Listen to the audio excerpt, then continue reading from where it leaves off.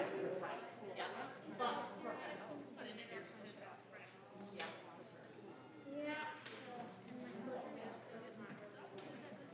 No, he is, he did the test slow.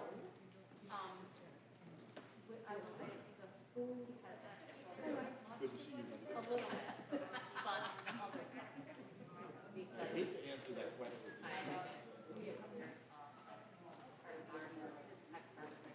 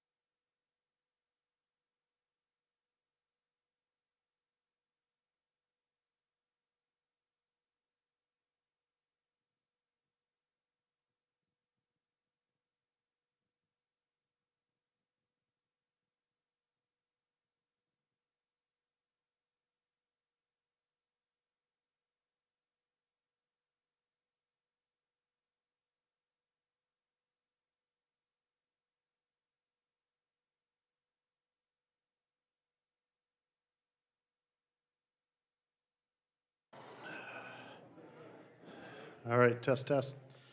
All right. Welcome to all who are here this evening. Special welcome to Elizabeth's brothers and sisters who are over here. We have a couple of Ken and Elizabeth's daughters that stayed for the second one. And we have some friends over here from their time in California when they were teaching out there.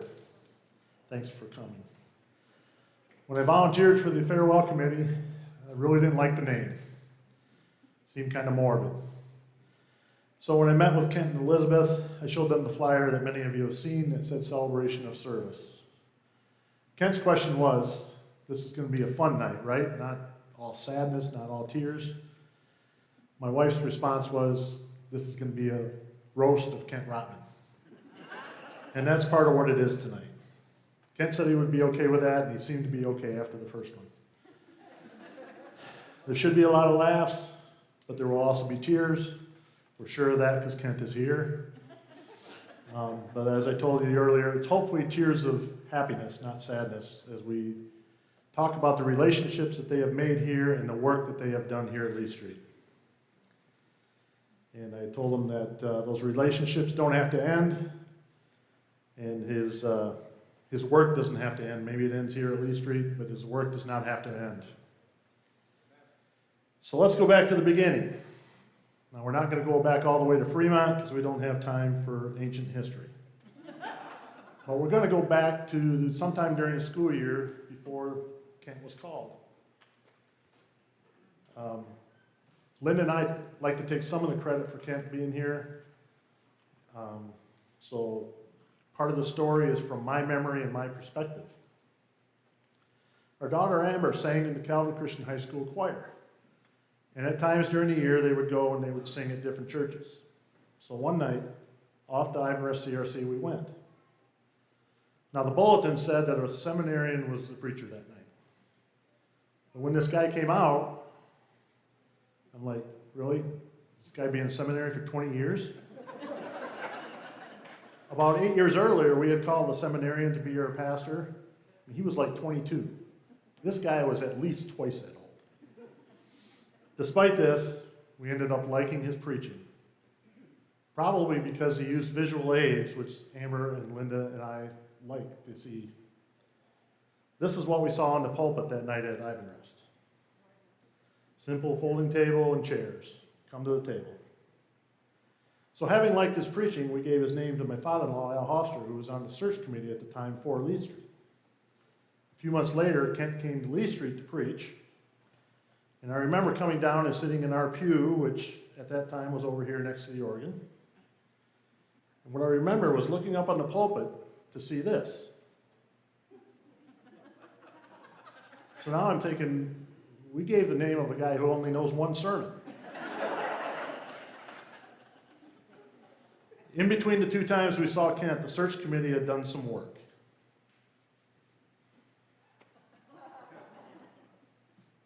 Made our contact with Elizabeth and found out that he was going to preach at fellowship.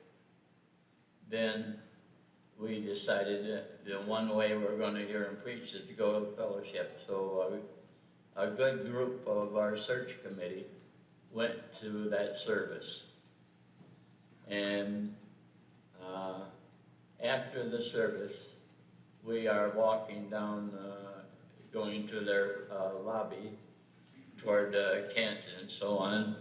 And all we were getting is, he's the man, you know, and getting the high sign. So in our getting downstairs and cornering Kent, we got to talk with him, and we got to talk with Elizabeth and kind of build up our relationship. Because, like I said, I knew Hallward, but it was a different side of it, but it gave us something to talk about, you know.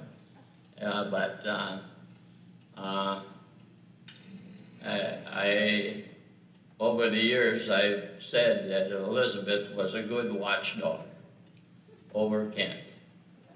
And you had to break that seal to get any information about having him preach. So, but we did get it through, and it was what it was supposed to be. So, So then the committee decided to call him? yeah, after other meetings because the others had gone to other places and made their appeal, but the group from fellowship was the ones that were really high on Kent, and so they decided to make Kent the candidate there. Yep. So. And you knew there was a little competition with other calls, so. Well, yeah. But we just wanted to emphasize that we knew that he was the man and so on. So, yeah. So you wrote letters to that effect too? Yes, yeah, right, yeah. Didn't want to make it a plain dyed-in-the-wool call. We wanted the reaction from our committee, and a number of us wrote letters and emphasized how we thought he would be the man, yeah, so. And through the years, you were happy with your decision? Oh, man, yeah. So do you have any wishes for him in the future? Now that he's gonna be leaving Lee Street? I'm looking for a place for him, not to, there are areas in the ministry that he would be very acceptable, not to make a workload of it, but there's life after retirement, and there's life in the church after that, and I've found that, so, yeah. Good.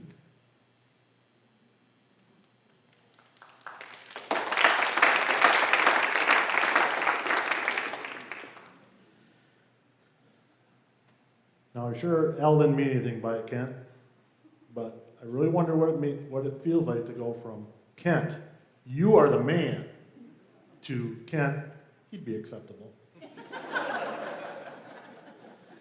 Later, a decision was made, and Lee Street decided to call Kent to be our pastor. This was one of 4 calls Kent received, 2 from Holland, 1 from Kalamazoo, and the 1 from Lee Street. After a unanimous vote by the family around the kitchen table in Holland, the Lord blessed Lee Street when Kent and their girls chose Lee Street. Now, in this case, Lee Street didn't just call Kent, but we called Kent and Elizabeth and their 3 daughters, Sarah, Emily, and Molly. Much of the program tonight will be about the changes that have happened since Kent's been here. The family has changed a bit over the years. Kent, I know you taught phys ed, but somewhere along the line, your girls picked up on math, as they added Joel, who proposed to Sarah in the bell tower here at church, to be with Sarah, Seth with Emily, and Brad with Molly. But as good as these girls were at addition, they excelled at multiplication.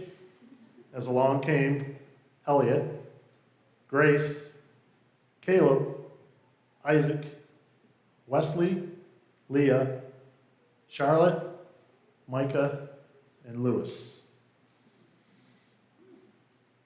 And here they are this summer. Kent, Elizabeth, it's clear that you have been blessed. Now, we at Lee Street have heard the story of the very stressful weekend of their moving. On Saturday, Sarah was moved to Calvin for her first year there.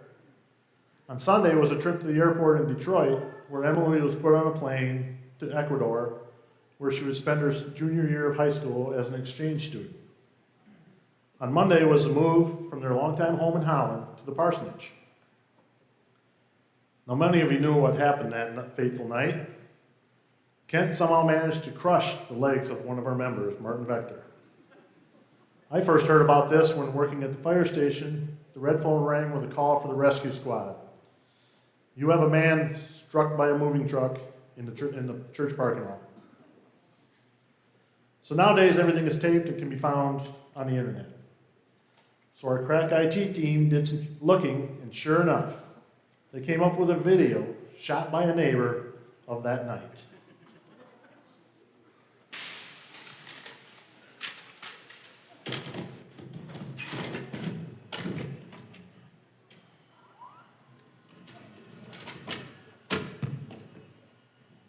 I want to get used to this new video camera we just bought. Cool, what do you want to tape? Well, it looks like the new Preacher's moving in today. We should tape that. Something always goes wrong when people move themselves. He's moving himself? What do you think the church would do that for him? Well, it's Christian Reform. That means a bunch of Dutch people. Hope he knows how to drive that thing. Keep the tape running. Maybe we'll get something for America's Funniest Home Videos. I'm a little worried about that guy backing up. Hope he gets out of the way in time. Oh no, I think he backed into him. Hey, driver, you hit him. Martin, what happened? Martin, you okay? Martin. Oh, I'm sorry, Martin. You all right? Not so good. I think I broke something. Didn't you hear me say stop? No, I really couldn't hear you, Martin. I had the radio on. I was listening to the Tigers. They were behind Martin. It's late in the game. And they just went ahead. Great news. Oh, that's good. But I was yelling for you to stop. I'm sorry. That's probably why in driver's ed, we don't allow the kids that have the radios on in the car just for that reason. Oh, good idea. Say, Kent, do you think you can get me out of here? You're wedged in, Martin, but I think with a little effort I can pull you out of here a little bit. Hey, maybe you should pull the truck away from him first. Good idea, Martin. You're wedged in there. Let me pull the truck ahead a little bit. Don't go away. Stay there.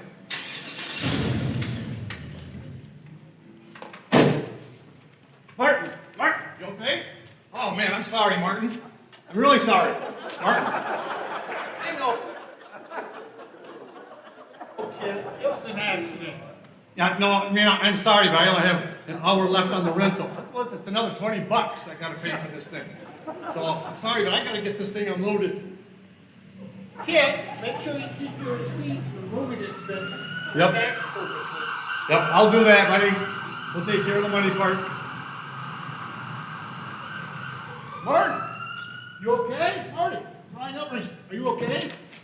Yeah. Oh, I think I broke something. Yeah, you might have some sore legs there, Martin. So what happened? I was helping Pastor Kent, and he backed into me. Pastor Kent, is he here? Yeah, he's in back of the truck. Oh. Hi, Pastor Kent. I'm Brian Elbrick. I'm Brian. one of the commissioners here. How are you? Good to meet you. Oh, good. Oh, I hear you. Ryan, stop talking so much. Let's take care of our patient. Mary, I'm gonna have to move some of your legs just to straighten them out, okay, bud? Hang tight, just hang tight. One more move here. Just breathe through it. All right. Let's go on the backboard. All right, we have one more move here. All right, ready? Yep. 1, 2, 3. All right, 1, 2, 3. All right, all set, Marty? We're gonna go take you away now. Ready? 1, 2, 3. Do you think they'll keep this new pastor after what he just did? What choice do they have? Did you see what's on the sign out front?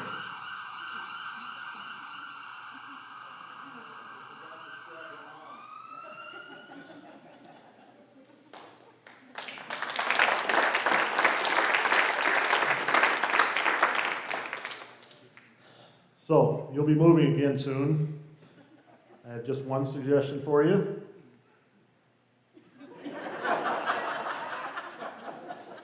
Maybe Kent and, or Reg and Doreen's son-in-law can get you hooked up with that. Some more about Kent. As a former phys ed teacher, he had always been an active person. Early on, there were pickup basketball at the Croc Center. There were gym basketball nights, volleyball nights, and his current passion is pickleball. He played on the Lee Street 40 and over softball team long enough to qualify for the 55 and over league. Once he and a few others of us hung up our ball cleats, a Lee Street Golf League was started that Kent has participated in ever since, with his brother Alan as his partner. Every year, Kent says, I don't know if I'll be back next year. The competitive nature still lives in Kent, and he's frustrated at times when his game is not quite what he wants it to be. The rest of us, however, are quite entertained by his game. Hey, Kent, this is Lee Street Golf League. We just wanted to thank you for all the years that you helped put this together for us. We get out here and have some fellas have a good time.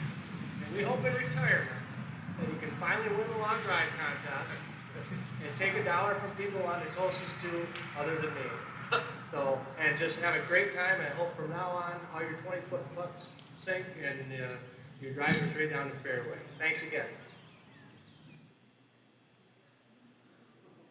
Kent's dislike for water is also well known, unless he's, of course, he's on top of it. Don't get me wrong, I do not think the guy walks on water. But put him in a boat with a fishing pole in his hand, and he is a happy man. So, Ken, here we are, Lodge 88. It was another great day out on the lake. I could not believe the fishing today. How was your boat, Ricky? Really, really good. Really? Trust you again. Really? Yes. I could not believe it. John, I think at one time he had counted, I bet 15 that were over 28, 29-inch walleye. We had some dandy days out there, but I know your boat was struggling just a little bit. No, it was a good day. Well, Kent's still out there. He's trying hard, but he handed over his fish. Yeah, but why don't you pull them up, Ricky? If you gave them to you, why don't you hold up what Kent's catch was for the day? That was Kent for the day. Wow. And then Raj and I, Then why don't you hold them up? I'll hold your pole, John. on my boat, because we had a real good day. We had no problem catching fish. Kent, he's still out there struggling.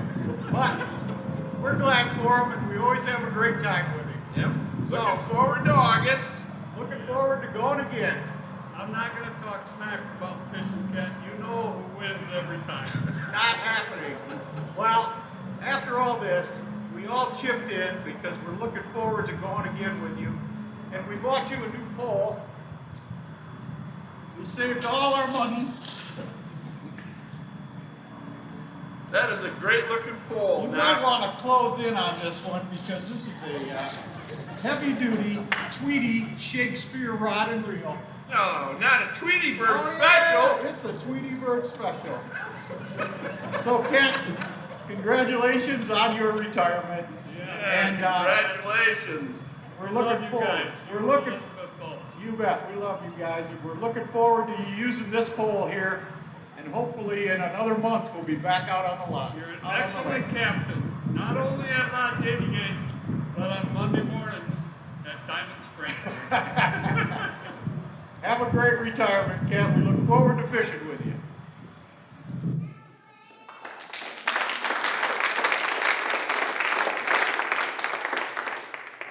As the following pictures show, Kent could be found at some point visiting almost all groups in church and can be found at almost all events that are Lee Street related.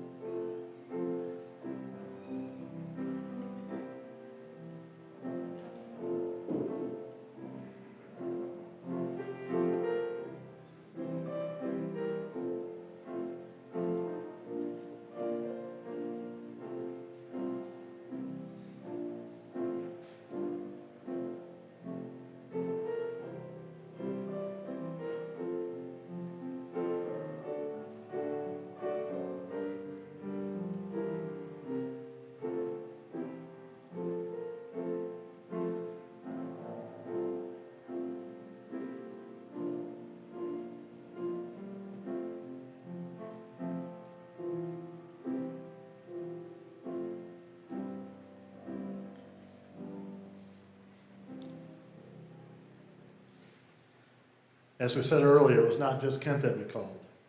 Elizabeth has been very active also. Here with more about Elizabeth is Barb Balkman.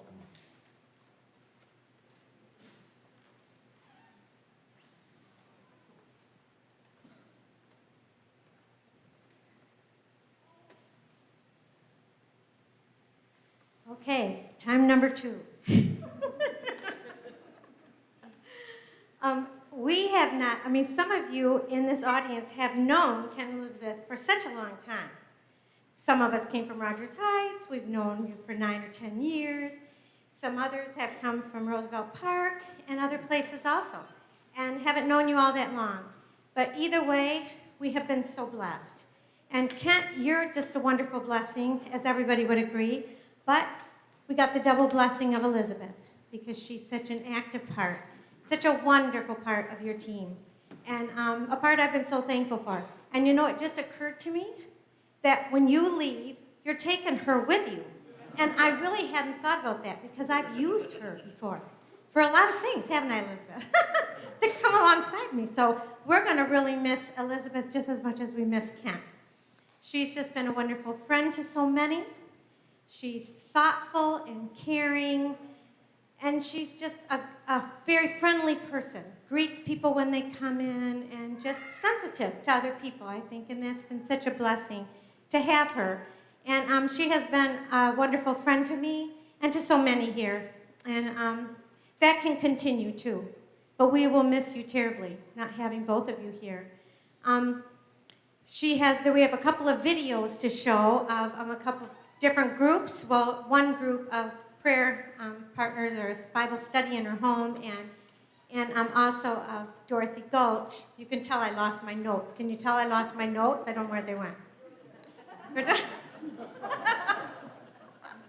But so she's invited many people into her home for dinners and for just to visit for Bible studies. And so we just like to watch those 2 videos of people that she has really touched in this church. And we'll do that right now. Okay, Elizabeth, who would have thought 18 years ago that you and I talked about getting a Bible study together? And here we are 18 years later and still doing it. Every morning early, you invited us into your house. It started with Judy and me and you and Betty. And Betty was with us for 8 years. And then she decided that she needed to do something different, and we invited Sherry with us, and she's been with us for 10 years. 10 years all together now, the 4 of us, once a week. It was once a week in the mornings. 6:30, we were there at your house. You always were there for us. You always had coffee for Judy and Sherry and water for me and for you. And we just had a wonderful time. We learned so much from the Bible, in depth, more than we ever thought. And some of our favorite authors we repeated several times, not the same book, but the same author. And you were a wonderful host, and you were always there to make us feel welcome. And we grew to love you more and more and love each other more and more. And we were very vulnerable. Many times we talked about things that no one else knows about, and it was just a safe place, and I want to thank you for that. And I hope you have many more good years of Bible study, maybe not with us, but I'm sure you will have Bible study with other people or yourself. And thanks for helping us grow. Elizabeth, many years ago when we started this Bible study, I never dreamt that it would become this important to me. I have learned so much about God and His love for us all, and grown in my faith and love for Him. I thank you for giving me the opportunity to grow. I will miss this. I also thank you for the coffee you so kindly provided, your home, and most of all, your knowledge of God's Word and your friendship. I will treasure this for the rest of my life. I pray that you and Kent will have many great years of retirement. Love you both. Like many other women here at Lee Street, I have the honor of calling you friend. For the past 10 years, I have had the privilege of being welcomed into your home in the early morning hours before our workday began to study God's Word. This meant that even earlier in the morning, you would be up, shoveling the driveway and sidewalks so that we would arrive safely inside to where coffee was waiting for us, even though you never drink coffee. While we tried to share the responsibility of Bible study leader equally, often it is you who step forward ready and willing to take on this duty. Elizabeth, I marvel at the way in which you bring glory to God and joy to others with the gift of friendship and hospitality. As well as a friend, you are a role model and mentor to me in how you live your faith. Years ago, you introduced our Bible study group to one of your favorite authors, Bob Goff, and I'll end with a quote of his that is an accurate description of your friendship. Bob Goff writes, "You know what it is about someone that makes them a friend? A friend doesn't just say things, a friend does. Thank you, Elizabeth, for doing for me." As you leave our church, but never these friendships, I want you to know, friend, that you are loved.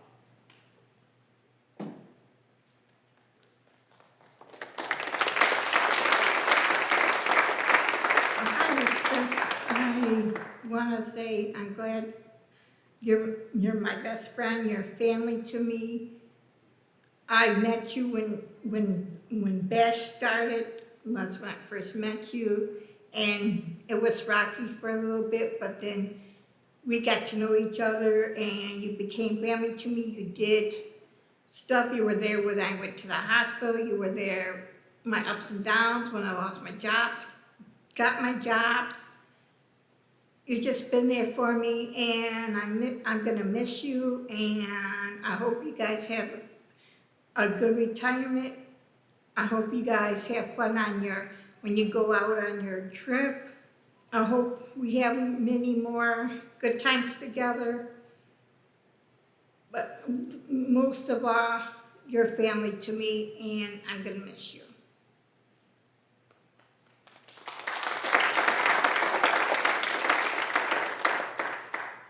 I will say a thank you to Elizabeth, because what you early birds used to study there, we used to jump and get the same thing the next year, right? For the nighttime Bible study, women's Bible study, so we benefited from those things as well that you came up with for your group, so that was wonderful.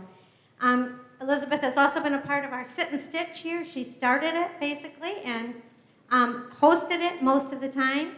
And I told her today that we, instead of being on a video like these other folks did, that we made something with our hands for you. So I want you to come up and get it. A housewarming gift from all of us that we just kind of put our hands to work.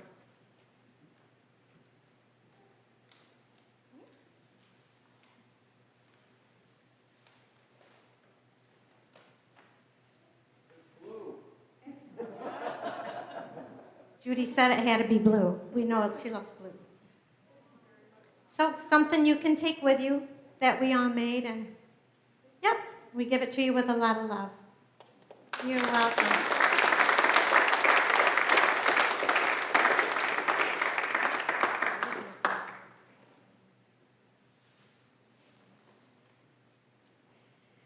Okay, I think now we're going to see some more pictures.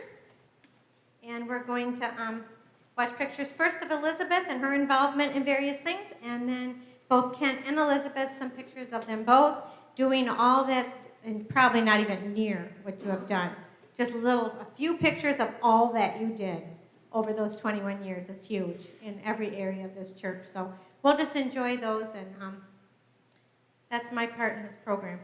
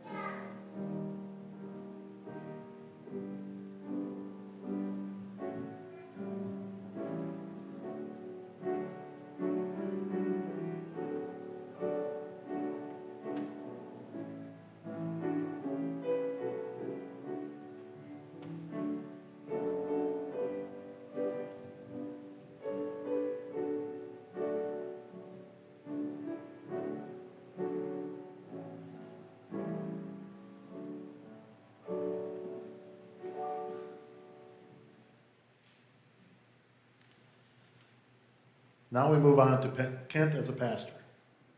To start, our men's quartet recorded a song that I'm told was sung at his installation. The first song we're going to sing tonight is Here I Am.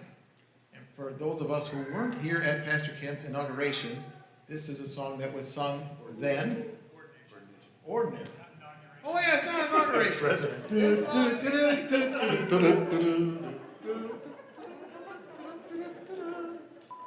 This song was sung when Pastor Kent was ordained, and so it seems appropriate even now as he goes on from here that we will sing Here I Am for whatever God has in store for him.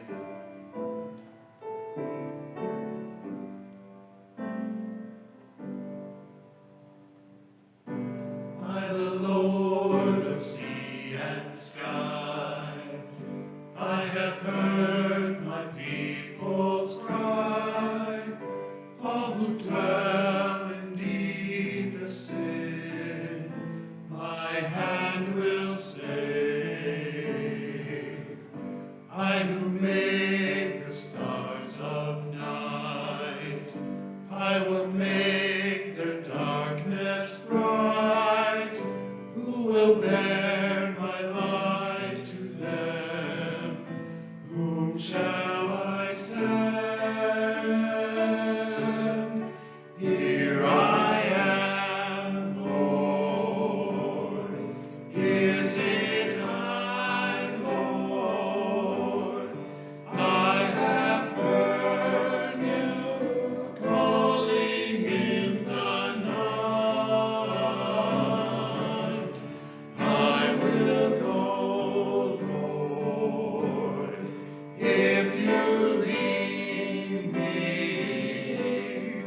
I will hold your people in my heart. I, the Lord of snow and rain, I have borne my people's pain. I have wept for love of them. They turn away. I will break their hearts of stone. Give them hearts for love. I will speak my word to them. Whom shall I send? Here I am, Lord. Is it I, Lord? I have heard you calling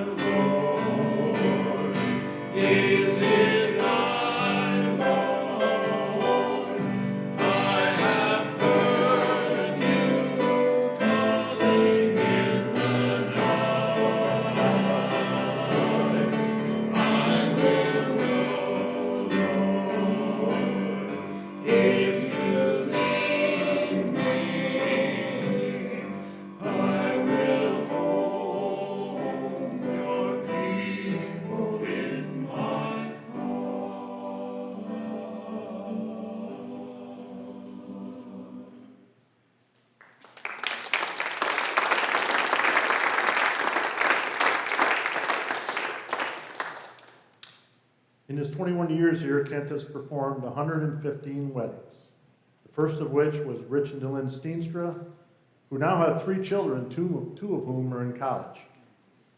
He has done 134 baptisms. He has led 177 young and old through profession of faith classes. He has performed 145 funerals, bringing the promise of salvation to countless relatives of those that had passed. As I said, Rich and Dylan were the first wedding that Kent performed. I left this picture in. I believe it's taking place at the soundboard in the back, and I think they're signing the marriage certificate. I left it in because, to me, Kent's going, am I doing this right? I don't know who he's asking. But in the case of Rich and Dylan, and probably many others, he has performed the marriage of the parents, baptized their children, and led those same children through their professions of faith. The faithfulness of God to his people has been shown through Kent's work. There have been changes in the sanctuary in the last 21 years. Early on, the screen that we've used so often today was put up, not without some controversy. About 4 years after finding fallen ceiling tiles laying on pews, thankfully when no one was here, we did a remodeling project. Pews were moved to one side, scaffolding, so the scaffolding could be raised to install our beautiful new ceilings. After which, old carpet was removed and previously hidden hardwood floors were sanded and finished. Then the pews were moved to the other side and the process was repeated. In addition, new guts for hanging lights, new carpet, and new paint was added.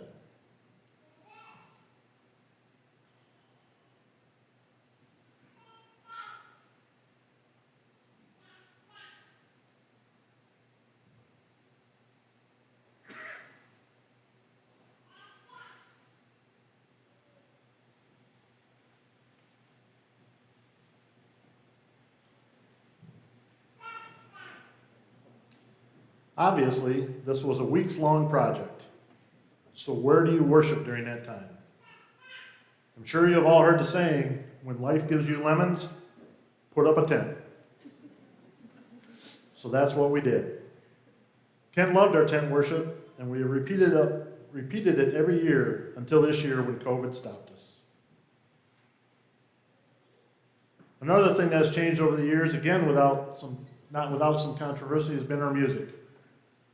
From the Jesus and Me Jam Band, a Christian rock band that took part in one evening service a month, which was then offset by an all-heritage Sunday morning service, the addition of praise teams and praise bands, which took many forms. Maybe 3 guitars, maybe some brass and drums, organ, piano, keyboard, strings. I don't know the legal definition of an orchestra, but I think we border on having one at times. Dan Ensing finds a way to make all the combinations work. Our church is blessed with a variety of musical gifts and members who are willing to share those gifts. In my mind, Kent, you have mentioned a song that you loved growing up in Fremont, and our men's quartet taped it for you. If I'm wrong about being this one of your favorites, too late. The second song that we're doing today for Pastor Kent is He Leadeth Me. It's pretty obvious. It's really the words we want to leave with you, Pastor Kent, that he will continue to lead you as he's led you to this point in life and the things you're doing. And another thing to know about this passage is there was a pastor in the early 1800s that wrote this and penned it out in a very short period of time based on that little phrase, He leadeth me, in Psalm 23. And here that was almost the last series that Pastor Kent, that you did here. It's Psalm 23. And so here's also, He leadeth me. Here we go.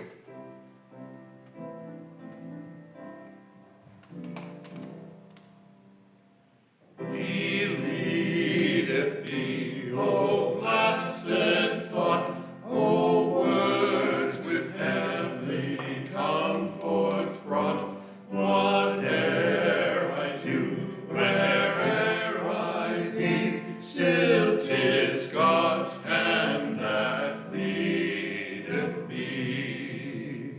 He leadeth me, He leadeth me, by His own hand He leadeth me. His faithful follower I would be, for by His hand He leadeth me. Sometimes it seems of deepest gloom, sometimes where Eden's flowers bloom, by waters calm or troubled sea, still 'tis God's hand that leadeth me.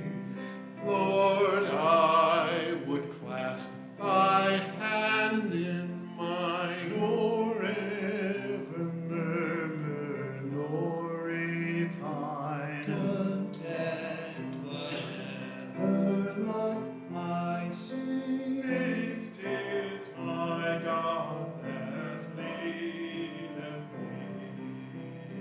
He leadeth me, He leadeth me, by His own hand He leadeth me. His faithful follower I would be, for by His hand He leadeth me.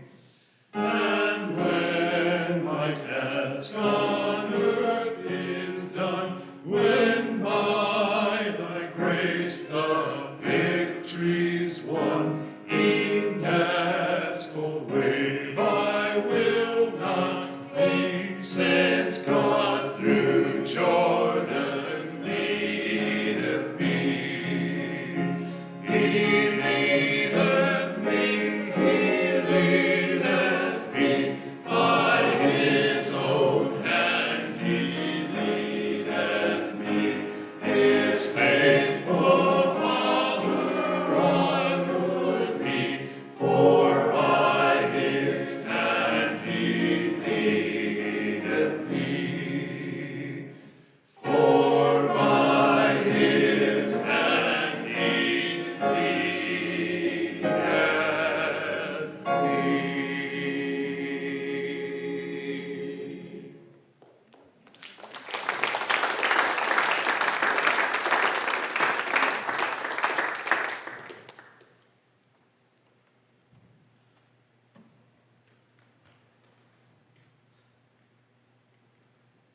A couple of Kent's hobbies have changed over the years also.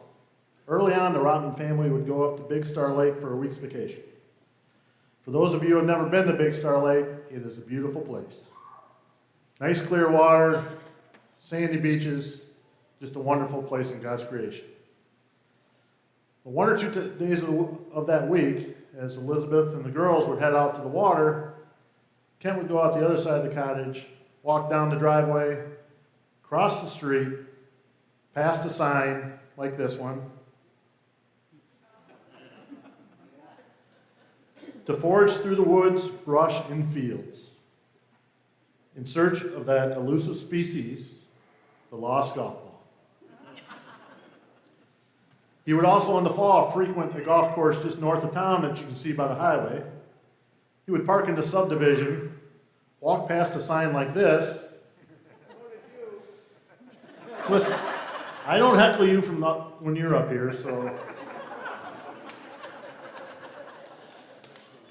That course was fertile ground, as he would often come out with over 200 golf balls on those trips.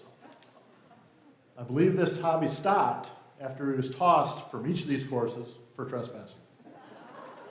I guess he decided this didn't look good on a pastor's resume. But what do you do with all those golf balls? Well, he started a new, very time-consuming hobby to solve the problem: buying and selling on Craigslist. Where else could you get $15 for a 5-gallon bucket of golf balls? Now, I'm sure there were many pew sitters who wondered about the many office hours being spent on Craigslist. But I was not one of them for two reasons. First, everyone knows that pastors only work on Sundays. And I didn't think he was doing this on Sunday. Second, I needed a new ball glove. And about a week after giving Kent the assignment, he called to say he had not found just any glove, but he found an autographed glove. I don't know who Darquisha is, but she did indeed sign her glove.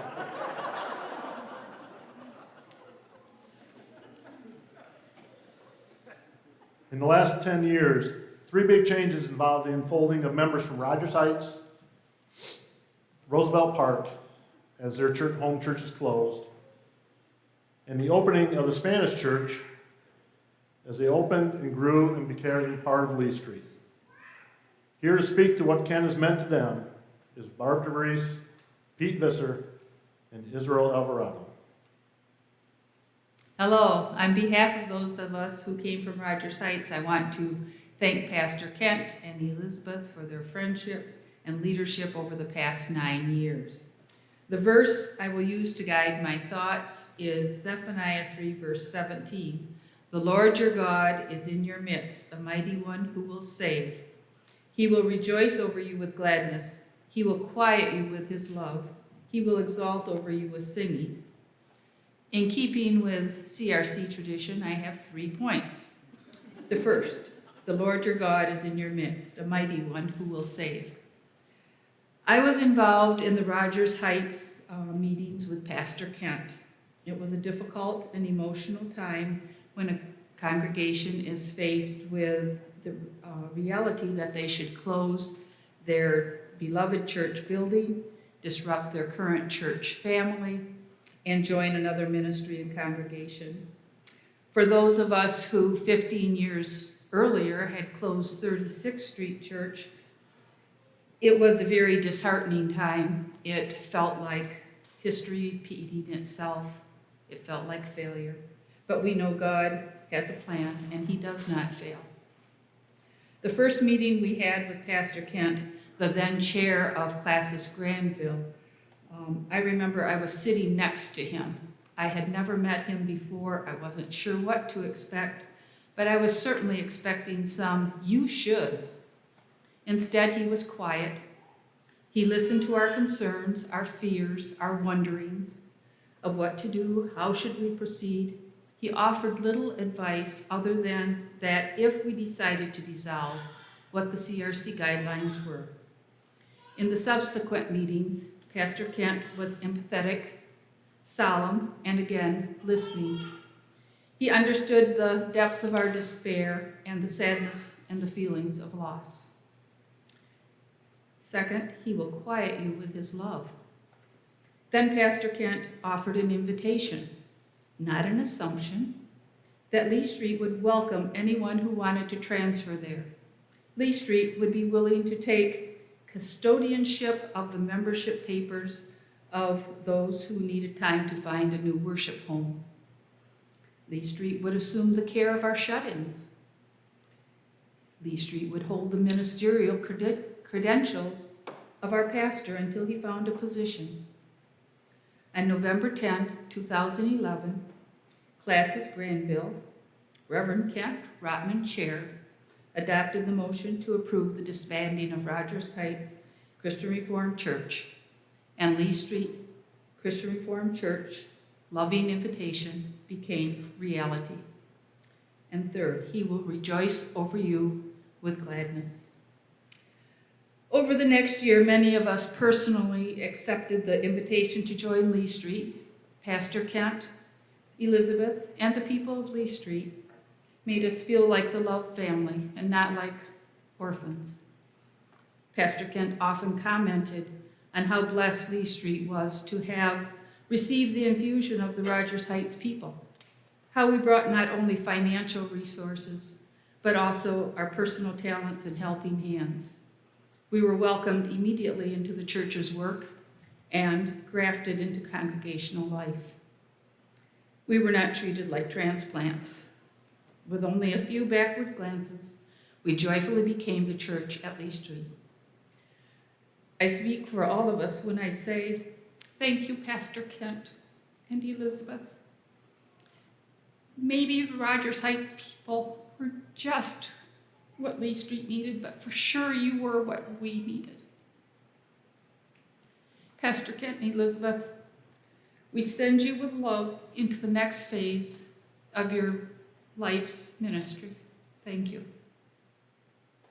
I'm Hugh Bissett, and I'm proud to represent the Roosevelt Park group of Jesus followers that merged our history with Lee Street's history. Roosevelt Park was a very unusual church. It had the merger of Granville Avenue and Bethel, two longtime congregations. So we were a church that was primarily white and Dutch, led by an African-American pastor, serving a primarily Hispanic neighborhood. And so for 20 years, we did that diligently. And about 5 years ago, actually, this taping, Bethel, Granville Avenue, and all their histories, Roosevelt Park, wound up closing its doors. That left a lot of us with no church home. Personally, that was a time for me that was very rough, because in May I lost my dad. In June, I lost my best friend. And in July, I lost my church. And so we at Roosevelt Park needed a home. Pastor Kent and Elizabeth were very gracious. I can remember very well the first meetings that we had here at Lee Street. The warmth and openness, the welcoming, the invite to come and join you was amazing. And we remember well a verse that Pastor Kent used was Romans 8, verse 1. Therefore now there is no condemnation for those that are in Christ Jesus. That gave us a great deal of hope and of joy. And so we joined, a large group of us joined this church. We were, in a very real sense, kind of like orphans and wanderers and refugees, looking for that church home. And we found it here. Pastor Kent's leadership as the shepherd here, as well as the leadership in the church, and so many familiar faces from our past, because we were close by in neighborhoods. Bumping into my kindergarten teacher, my second grade teacher, May Mulder, and my Little League coach, Ron Hofstra, and so many people I knew and loved. And I speak for all the individuals who come from Roosevelt Park that we were warmly welcomed, and Pastor Kent made us feel at home. His openness, the emotions that he shows, his caring, his love for people is very, very obvious and very real. I have this image in my mind because as Christians, we do not say goodbye, ever. I have an image of a road, and we walk the road with our shepherd, Pastor Kent and Elizabeth. And now there's kind of a fork in the road. We both go a different direction for now. But that road, once again, does merge eventually. And it merges to the cross. So Pastor Kent and Elizabeth, we do not say goodbye. We say until we see you again, and we hope that's soon and many times. But we will forever remember your graciousness, your love, your goodness and mercy toward us. And we wish you the very, very best as you go into this next phase of your life. God is not through with you yet.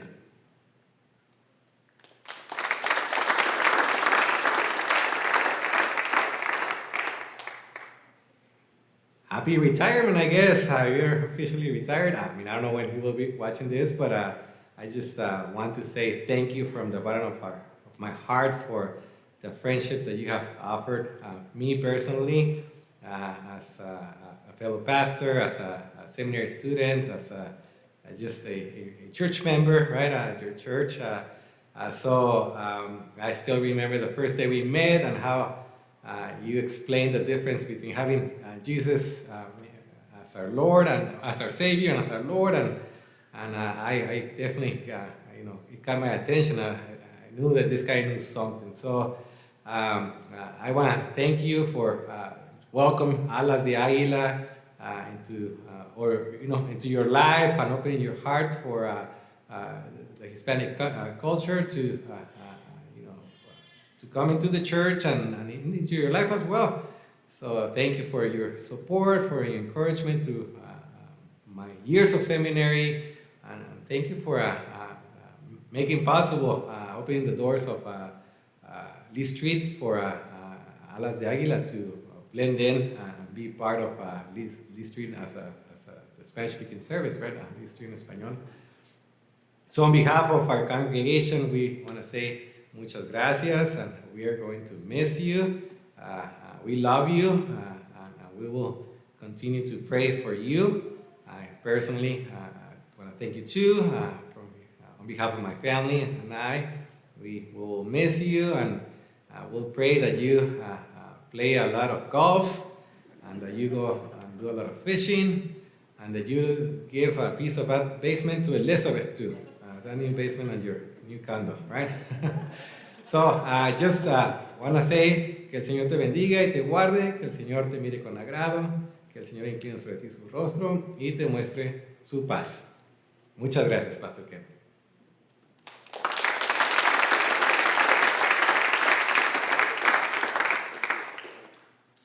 Last year, one of our praise teams performed a song that I think speaks to Kent's work here at Lee Street.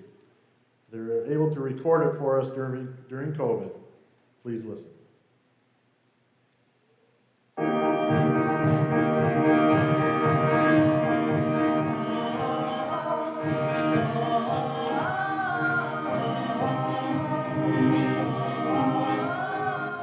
Everybody has trials and temptations. Everybody knows heartbreak, isolation. But we can lay our burdens down. Lay our burdens down.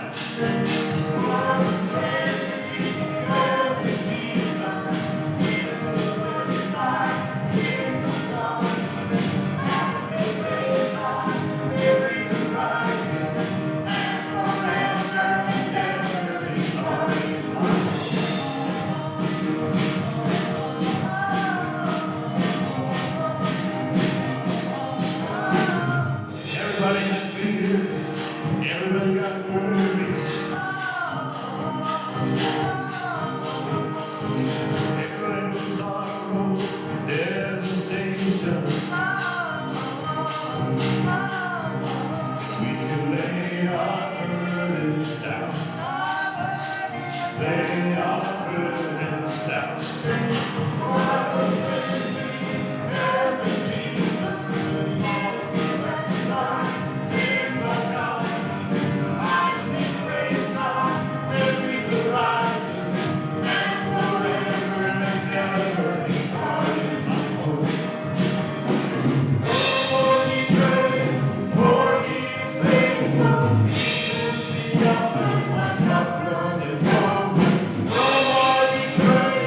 More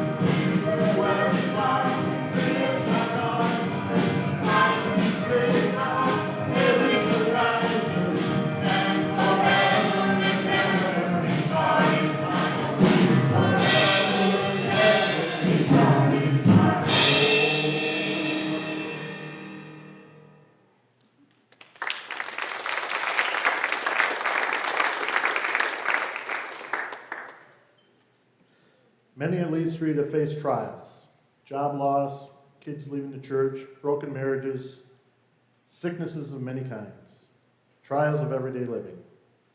There have been temptations, greed, internet, and again, everyday temptations of the world around us. You don't perform 145 funerals without many suffering heartbreak and isolation. Through all of this, Kent, you have shown us that there is grace for us on every horizon. If we just lay our burdens down at the feet of the friend we have in Jesus. Kent, you have served your God well in this church here at Lee Street, and for that, we thank you.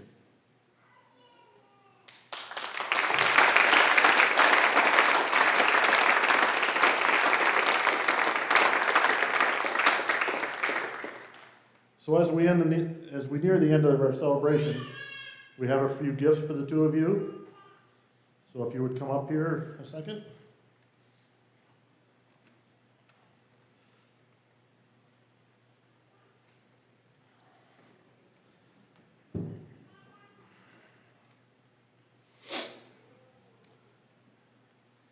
I had pretty much free reign of what to do in this program. Kent really didn't tell me what to do or tell me what not to do.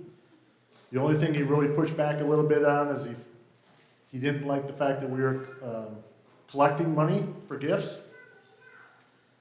But these gifts are a small token of the love and affection that we have for you here and for the work that we appreciate that you have done here.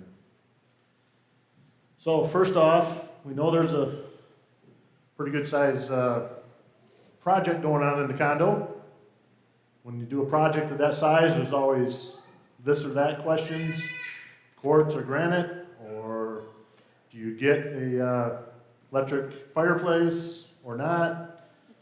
Do you upgrade that saw in the basement, or find something for Elizabeth's little corner of the basement? Okay. So we have a check here to help hopefully make those either or questions easier, or to get get what you want for the condo. So we're leaving that all up to you with that. We have, for Elizabeth, we have a gift certificate to Country Needleworks for your yarn or whatever that you do with a sit and stitch. Kent, there's a hang tag here for your golf bag. From Pilgrim's Run, on the back of it, there's a membership for the driving range for the rest of this year and all of next year to work on that game of yours. And there's also a gift card in here that for the weekday pastor's rate, you can get like 5 rounds on that gift card. We know that you had a trip planned and it had to be canceled, just like many of us did. So we bought you this book, 50 States, 5,000 Ideas. And I think the trip might have been to Prince Edward Island. Well, Canada's in this book too, and a few pages on that. And there was some question about whether you would actually follow through on this travel. You might decide, might just get so busy that you decide, well, we want you to take that trip. There's a check in there for $500 for travel. And we will be checking with you next year to make sure that it was spent on travel. Also, we have something that you can start wearing after the service tomorrow. We have a mask that says retired on it. So after the service tomorrow, you can start wearing this. And then one final thing. And we thank your daughters for the idea and for getting this done on time for this program. All that stuff in the condo, that stuff is all you guys' decision to make. But we're hoping that you will find a place for this in your condo to remember Lee Street by with fondness. So it will hang in we're hoping it will hang in your condo. It's a watercolor of the church and the parsonage that they've spent their last 20 years in. There's also some money on that second check for matting and frame and all that kind of thing for that.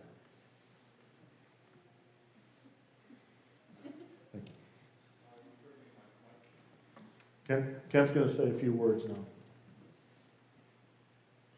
And then we will have a closing song.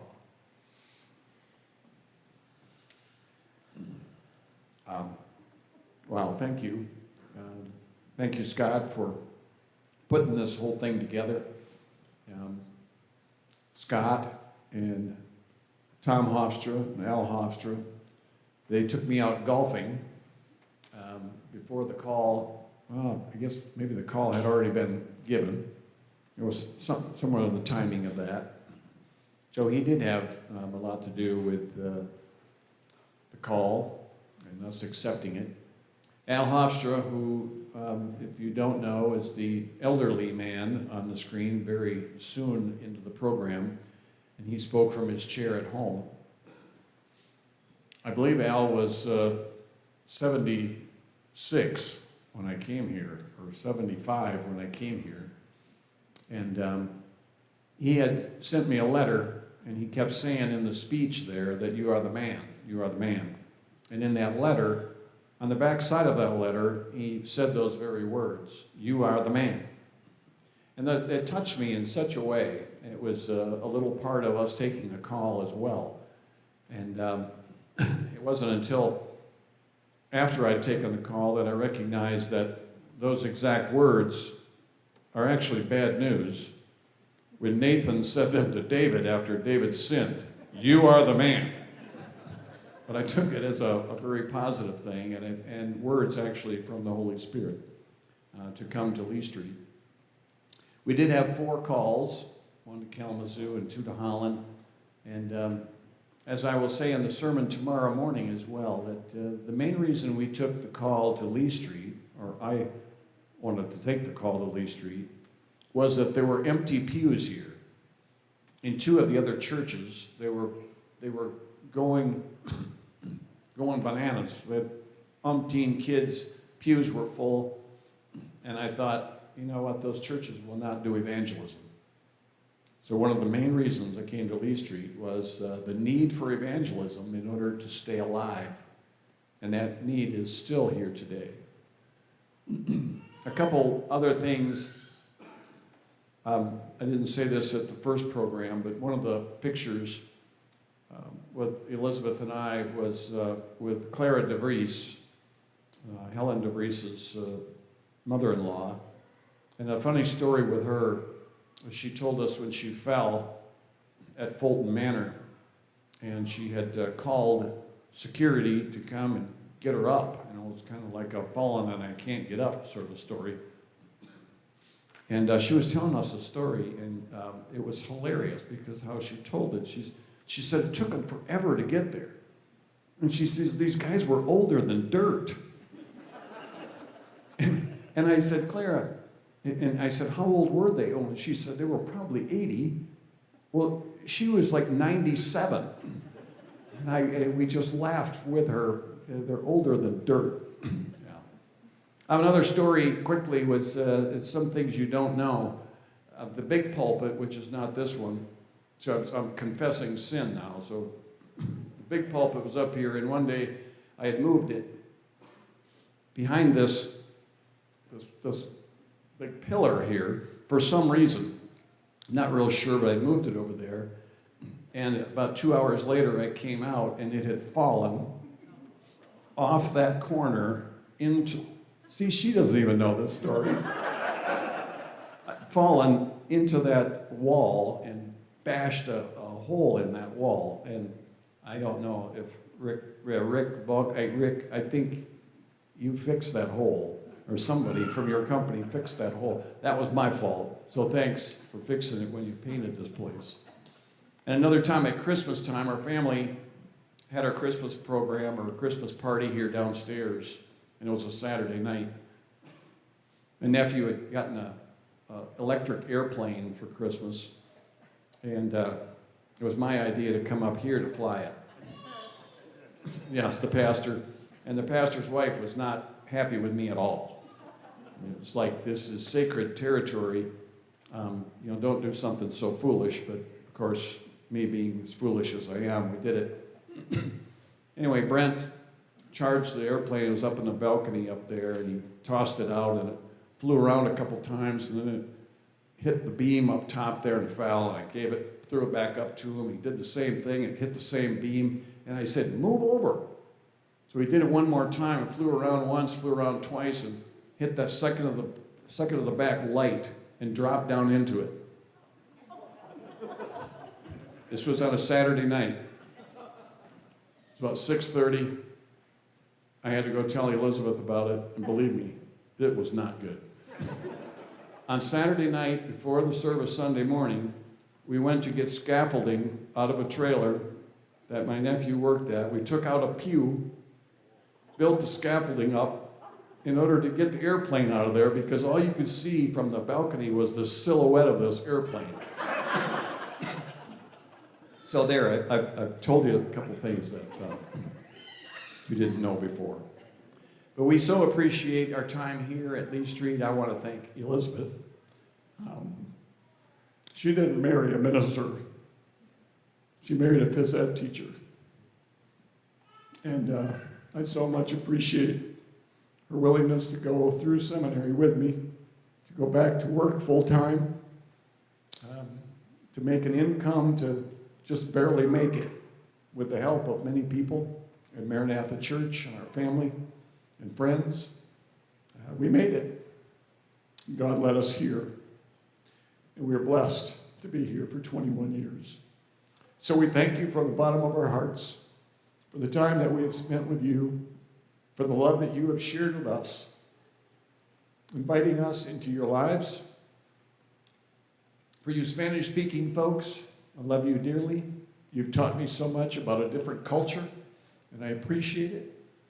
And I pray, Lord, that the Lord will bless all of us and keep us in the months and years ahead. And I pray that the Spirit may lead this church into a new venture, a new chapter, that this church may be alive and vibrant 5 years from now, 10 years from now, most likely doing a little different thing than we currently do. But I truly believe that I, as your pastor, have taken you as far as I can with the gifts that God has given me. It's time for someone else. And I thank you.